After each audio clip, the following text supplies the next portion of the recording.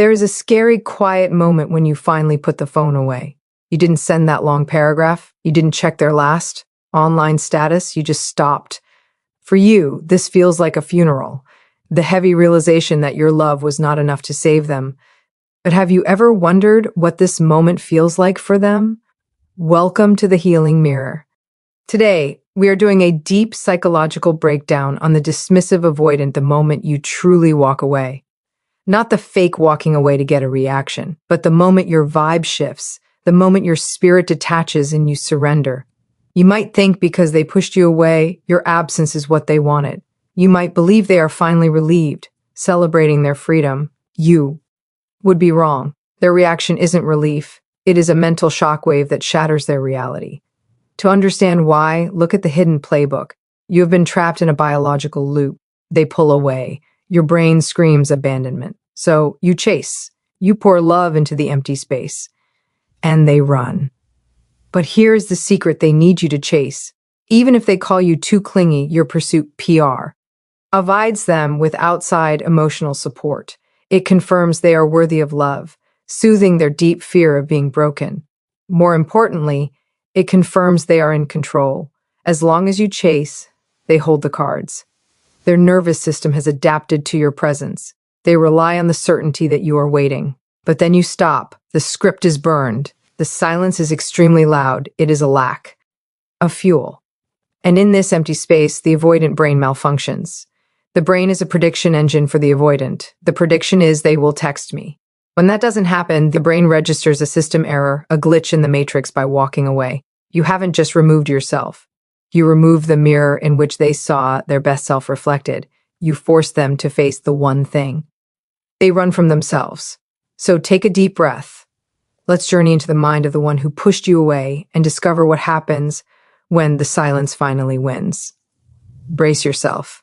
If you were listening, you are likely in pain, checking your phone, feeling a hollow ache, grieving the loss of a connection that meant everything to you because you were empathetic. Your empathy circuit's firing wildly. You imagine they feel the same. You imagine them alone, staring at your photo, regretting their decision. I am going to tell you the truth. It will hurt like fixing a broken bone in the first 2 weeks after you give up. The dismissive avoidant does not feel pain. They do not feel regret. They feel relief, high-flying, intoxicating relief. To understand why, look at how the avoidant brain processes closeness. To you, closeness is safety.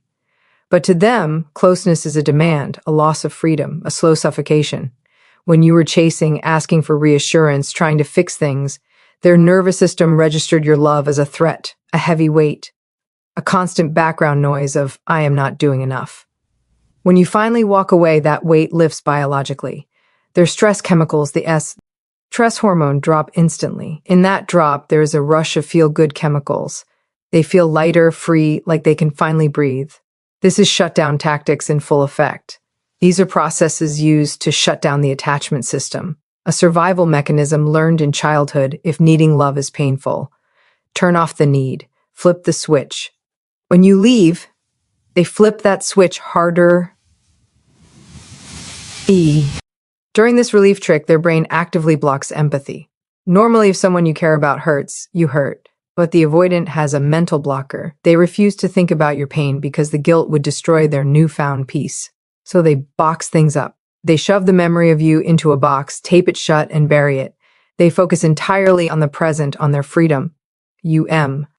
I'd see them on social media looking happier than ever. Mutual friends say they are doing great. They dive into hobbies, work late, and reconnect with casual friends who demand nothing deep. They tell themselves a fake story to justify the separation. I made the right choice. We weren't a match. They were too emotional. I am better off alone. This story validates their lone wolf identity. It reinforces that self-reliance is safety. They truly believe they have won, extracted themselves from the mess, and returned to their default settings of solitude and control. They interpret your silence as confirmation that the relationship was a burden. You were gone, so the problem is gone. But remember, I called this the relief trick. A mirage is a trick of the eye. It looks like water, but has no substance. This relief is not sustainable. It is a chemically induced high from removing a stressor. It is not happiness. Happiness is deep and grounded. Relief is fleeting. They run on borrowed time, enjoying the silence, not realizing it grows louder the longer it lasts. They think the story is over. They think they closed the book. But they have only finished the introduction. The chemicals will fade. The dopamine hit of freedom will wear off. And when the dust settles, the empty space you left behind will become visible. Weeks pass. The initial high of freedom evaporates. The rush from escaping closeness has faded away. Now the avoidant is left with normal life, or so they think. But the human brain is stubborn. It craves balance. It craves patterns. You established a pattern. You were the chaser, the fixer, the constant variable. Even when they pushed you away, their brain calculated a near 100% probability that you would return. They expected your text, your call, your fight. This expectation became a mental habit, a well-worn road in their mind. But you stopped. Now we enter the phase of the prediction error in brain science. This occurs when there is a mismatch between expectation and reality. It is the brain saying, wait, something is wrong. The world is not behaving as it should. When they see nothing, their brain registers a glitch. At first, they dismiss it. They are just busy. They will break eventually, but as days turn into weeks, that glitch becomes an alarm.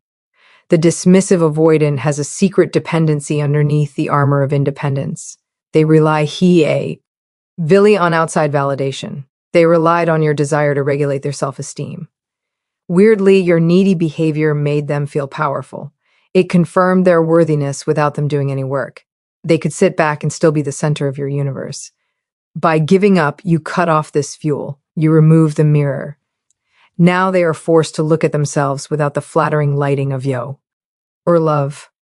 This triggers a spike in seeking dopamine. This chemical motivates an organism to solve a problem. And right now, you are the problem. Why aren't they calling? Have they moved on? Was I not important? Notice the shift. In phase 2, thoughts were about themselves. In phase 3, thoughts shift to you. Curiosity is the first crack. It's not quite missing you yet. That is too vulnerable.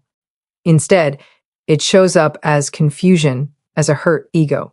They start investigating your social media, looking for clues, looking for evidence that you are miserable. A sad song lyric, a gloomy quote, anything confirming you are still obsessing. If you are sad, they are safe. The pattern is just paused. But if you are silent, or worse, if you are growing and smiling, the prediction error gets louder. Still. Ents becomes a hole. The safety of knowing they could always come back is gone. They thought they held the leash. Now they realize they hold a cut cord. The power dynamic flips. They are no longer running away. They are standing still, looking back, wondering why there are no footsteps following. The ghost of your absence enters the room. For the first time, the avoidant realizes their freedom. Might be total isolation. Now we arrive at the great paradox of the avoidant attachment style. It is a concept that is frustrating, confusing, and heartbreaking for people like you who love openly and deeply. It is called the safety paradox. Here is the truth. When you were giving them your all, when you were loving them the hardest, you were actually terrifying them. To the dismissive avoidant, see, closeness is not soothing. It is an invasion. When you are close, demanding time, asking for feelings, and seeking connection, their fear center, the brain's threat detection center, is constantly firing. It sees your needs as a loss of self. It sees your love as a cage. Every text you sent was a demand. Every question was an interrogation. Every I love you was an obligation to say it back. Their stress response system, the fight or flight mode, was constantly activated in your presence. They weren't running away from you. The person, they were running away from the pressure that you represented. But now you have given up. You have stepped back. You have removed the pressure. And in doing so, you have accidentally turned off their threat system. The alarm bells in their head have finally stopped ringing. And this creates the perfect condition for something miraculous and frustrating to happen. Attraction for the avoidant. Space is a turn-on. They are biologically wired to only desire what they cannot fully possess. They are wired to love from a distance. Why? Because distance is safe. When there is an ocean of silence between you and them, you are no longer a threat to their independence. You are no longer engulfing them. And because you are no longer a threat, their brain allows them to lower the defenses just a few inches. They begin to reconstruct your image in their mind when you were together chasing them. They viewed you through a lens of negativity. You were the nagger. You were the clingy one. You were the burden. Their brain highlighted every flaw, every annoyance, very moment of friction to justify pushing you away. But now that you are gone, that lens cracks without the daily pressure of your needs. They start to see you as an individual again. They remember that you are funny. They remember that you are smart. They remember that you have a beautiful smile. They remember the way you used to look at them before the fighting started. They start to separate. You, the partner who requires work from you, the person who is actually quite amazing. This is the tragedy of the avoidant. They can often appreciate you more in your absence than they ever could in your presence. You become a safe object of desire. They can dream about you. They can think fondly of you. They can even feel love for you. Why? Because you aren't there to ask for anything loving you. You from afar requires zero compromise. It requires zero vulnerability. It is a perfect, sterile, safe version of love. They start to feel a magnetic pull towards you. Not because they have suddenly healed their trauma, not because they have had a spiritual awakening, but because you have become safe again. You are no longer the fire that burns them. You are the distant star that twinkles in the cold sky. Beautiful to look at, safe to admire, but impossible to touch. And this safety, this specific type of safety, is the gateway drug to the next phase. Because once the fear is gone and the safety is established, the brain makes room for the one thing they thought they had destroyed: memory. We are now deep in the timeline. Weeks have turned into a month, perhaps two. You are still silent. You are still holding your ground. And inside the mind of the avoidant, a fascinating psychological phenomenon is taking place. It is called the fading memory bias. Psychological research shows that for healthy minds, painful memories and pleasant memories fade at somewhat similar rates.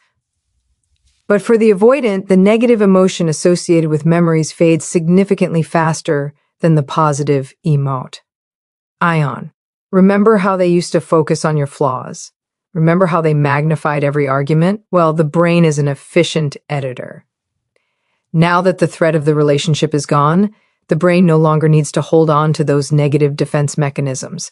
It no longer needs to remember the stress of your neediness to keep you at bay, so it deletes it. The anxiety, the suffocation, the irritati, those feelings evaporate like mist. And what is left behind? The highlight reel, the memory center, the part of the brain responsible for long-term memory begins to activate, but it doesn't play the whole movie. It loops the golden period. It takes them back to the beginning. They start to remember the first date. They remember the way you laughed at their jokes when no one else did. They remember the sexual chemistry. They remember the feeling of being understood without having to speak. They remember the version of you that required nothing, the version of you before the attachment trauma was triggered. This is what we call the ghost X phenomenon. Dismissive avoidants are notorious for pinning after past partners. They often hold a candle for a perfect past relationship. But here is the secret. That relationship was never perfect when they were in it. It became perfect only after it ended. And now you are becoming the ghost. You are being put on a pedestal. You are being elevated to sainthood in their mind. They start to idealize you. They strip away the complexity of your humanity, your needs, your anxieties, your demands, and they turn you into a symbol of lost low.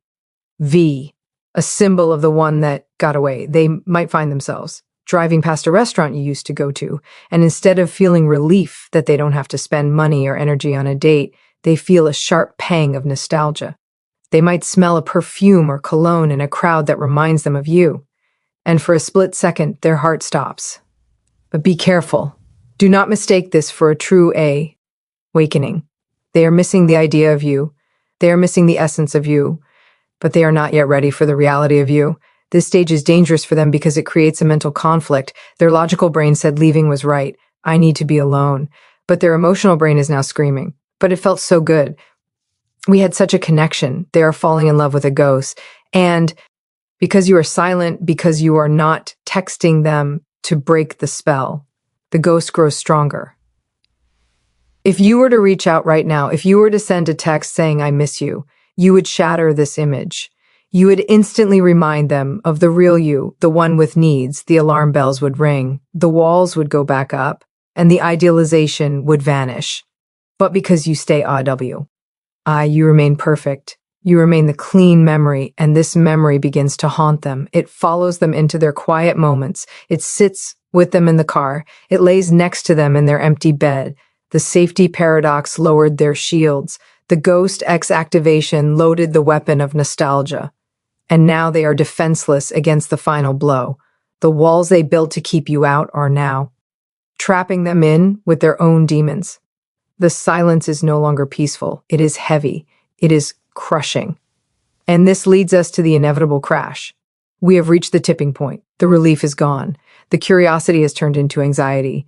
The nostalgia has turned into a haunting. And now the internal collapse begins. This phase usually hits unexpectedly. It could be 2 months in, it could be 3, but when it hits with the force of a freight train. It starts with the triggering of their core wound. Deep down, beneath the layers of arrogance and independence, almost every dismissive avoidant carries a secret belief I am defective, or I am incapable of being loved properly. Usually, they keep this wound hidden by blaming you. As long as they can say my partner is too needy or my partner is crazy, they don't have to look at their own brokenness. They can project all the problems onto you. You are the villain. They are the victim of your emotions. But you gave up. You walked away. You are thriving. You aren't chasing. This removes their scapegoat. They can no longer blame your neediness for the distance because you are the one maintaining the distance. And so, the logic tour, NS inward. The voice in their head changes from they are too much to I am not enough. I ruined it. They whisper to themselves. I had someone who loved me unconditionally and I pushed them away. I am broken. I will always be alone. This realization triggers an emotional takeover. The fear center creates a sudden overwhelming surge of anxiety. But this isn't the anxiety of being trapped. They felt what? And you were together. This is the primal anxiety of isolation. It usually happens at night. During the day, they can distract themselves with work, with the gym, with superficial interactions. But at 2 a.m., when the world is quiet, the suppression fails. They lie in bed staring at the ceiling and they feel a physical hollowness in their chest. It is a hole where your energy used to be. They try to fill this void. This is often when avoidants attempt to jump to someone new or find a rebound. They might download a dating app. They might go on a date with someone new, someone easy, someone who doesn't challenge them, but this backfires spectacularly. This is the comparison trap. They sit across the table from this new person, and their brain instantly compares them to you. This new person doesn't know their coffee order. This new person doesn't understand their dry humor. This new person doesn't have the depth, the history, the warmth that you provided. The safety of the shallow connection feels boring. It feels flat. It feels like eating cardboard when they are starving for a meal. They realize that the drama they complained about with you was actually passion. They realize that the needs you had were actually connection, and the terrible truth settles in. They are bored. They are bored with the small talk. They are bored with the games. They are bored with the emotional numbness of their own life. They begin to crave the very thing they ran from your intensity. They realize that you were not just a partner. You were their outside regulator. You were the one who helped them feel things. Without you, they feel numb. They are emotionally stuck, unable to process the grief, yet unable to escape it. They might look at their phone, thumb hovering over your name. They type a message, "Hey, I was thinking about you," and then they delete it. Why? Because the shame is too great. The ego is too fragile. They are terrified that if they reach out now, you will reject them. And that rejection would confirm once and for all that they are truly defective. So they suffer in silence. They drive past your house. They stalk your friends' profiles. They replay your voice notes. They are living in a hell of their own making, a hell paved with the bricks of their own walls. They know they need to fix it. They know they need to reach out, but they don't know how. They have forgotten the language of vulnerability. So they do the only thing they know how to do. They test the waters. They throw a pebble at your window to see if you are still home. This is the moment where most people fail. This is the moment where the silence is broken. But it is not broken with a bang. It is not broken with a bouquet of flowers or a heartfelt letter left on your doorstep. It is broken with a whisper. We call this the safe outreach in the dating world. You might know it as dropping hints after the internal collapse. The avoidant is desperate to relieve their anxiety. They need to know that you are still there. They need to know that they haven't ruined things permanently.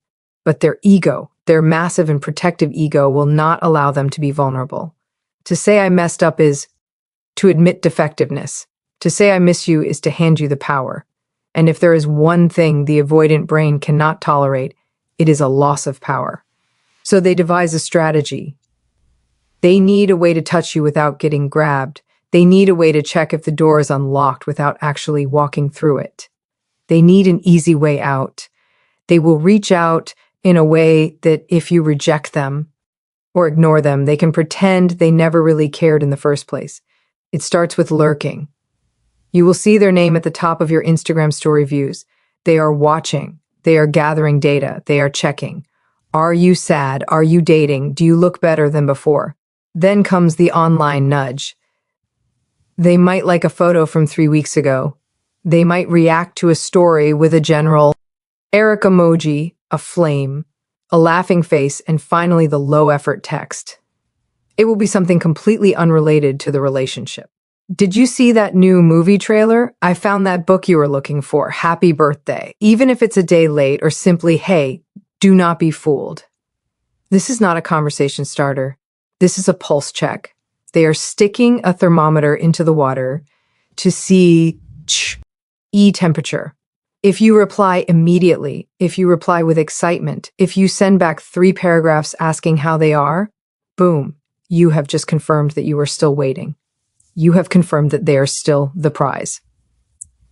Their anxiety drops, their ego is soothed, and often they will disappear again. Why? Because they got the hit of validation they needed. The fuel has been replenished. But there is a deeper brain mechanism at play here. It is called rejection sensitivity. Despite their cool exterior, avoidants are terrified of rejection. Their brain processes rejection as physical pain. By sending a meme instead of an apology, they are protecting themselves. If you ignore the meme, they can say to themselves, oh, they just didn't think it was funny. It's not about me. But if hey sent, I love you, and you ignored it, that would destroy them. They are hedging their bets. They're trying to bridge the gap they created, but they're doing it with the absolute minimum amount of emotional risk possible. This is a trap for the empath. Your heart leaps. You think they are reaching out. This is it. They realize their mistake. But you must understand they have not realized your mistake. They have only realized their pain. There is a difference. They are not reaching out to fix you. They are reaching out to fix themselves. They are testing to see if you are still an option. They want to keep you on the shelf just in case they decide they want to play with the toy again. So, how do you handle this? This is the test of your resolve. If you engage too eagerly, you reset the cycle. You reward the breadcrumb. You teach them that they can shatter your heart, do the bare minimum, and still get access to your energy. But if you continue to hold your ground, or if you match their energy with polite, distant indifference, something else happens. If their safe outreach fails to yield the fuel they need, they are forced to make a choice.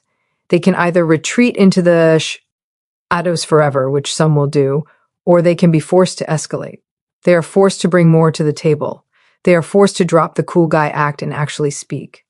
Because when the hints don't work, they realize they are starving. And a starving person cannot afford to be proud.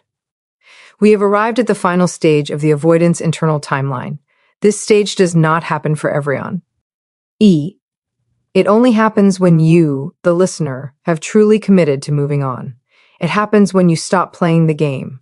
It happens when you stop waiting for the hints. It happens when they look at you, whether in person or through the lens of social media, and they see something that terrifies them more than your needs ever did. They see you happy. Not the fake look at me happiness designed to key them jealous, but a genuine, quiet, radiant glow. They see you laughing with friends. They see you succeeding at work. They see you looking peaceful. And in that moment, the power shift is complete for the entirety of your relationship. The dynamic was defined by your need for them. You were the consumer. They were the supplier. This dynamic fed their ego and suppressed their fear of abandonment, because they knew they were essential to your survival. But when they see you thriving without them, that narrative collapses. It proves a devastating truth to their subconscious mind. They were not the prize, you were. It proves that you were not the problem. You were not the broken one. You were not the crazy one. Because if you were the problem, you would be falling apart, but you are blooming. Therefore, the problem was them. This realization pierces through their defense mechanisms like a hot knife. Neuroscience tells us that humans are driven by the fear of losing out. We feel the pain of losing something twice as intensely as the pleasure of gaining something. But for the avoidant, this loss is specific. They haven't just lost a partner. They have lost their safe harbor. They realize that you were the only place they could unmask. You were the only one who saw the terrified child beneath the tough armor and loved him anyway. You were the only one willing to do the emotional labor to understand them. And they realize with the sickening, sinking feeling that they burn that bridge with their own hands. They look at their freedom, the empty apartment, the silent phone, the shallow dates, and they realize it is not freedom, it is exile. They realize that you were not the anchor holding them back from sailing the seas. You were the anchor that kept them from drifting out into the dark, cold ocean and drowning. So what happens now? This is where the road forks. And I must be honest with you about the two outcomes. Outcome one, the vulnerability breaks them open. The pain of loss in you becomes greater than the fear of closeness. This is the moment they might finally pick up the phone and make a real apology, not a hint, a confession. They might show up at your door trembling, ready to do the work. This is the rock bottom that creates change. But there is outcome two, the shame spiral.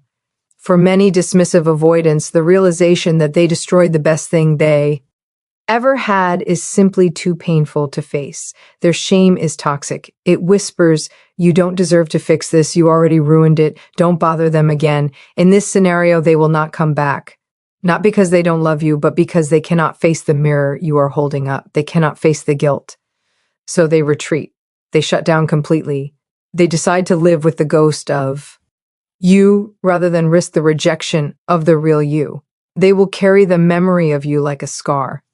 You will become the standard against which everyone else is measured, and everyone else will fail. They will watch you from the shadows, perhaps for years, loving you in silence, regretting the silence, yet paralyzed by it. It is a tragedy, a drama of misconnections and fear winning over love. But here is the most important thing you need to understand about this final realization. Whether they come back begging for another chance or whether they suffer in silence forever, the result is the same. You have won, not because you defeated them, but because you reclaimed yourself. You stopped dancing to a song that was hurting your feet. You stopped pouring water into a cup with a hole in the bow. You forced them to feel the weight of their own choices. And in doing so, you freed yourself from carrying that weight for them. So where does this leave you? We have spent the last 30 minutes performing surgery on the mind of the avoidant. We have dissected their relief, their confusion, their fear, and their regret. We have exposed the clockwork of their trauma. But I want to end this by telling you something that might surprise you, something that might contradict everything your anxious brain has been telling you for months. The reaction of the avoidant, the shock they feel, the pain they experience when you give up is not your victory. And their silence is not your defeat.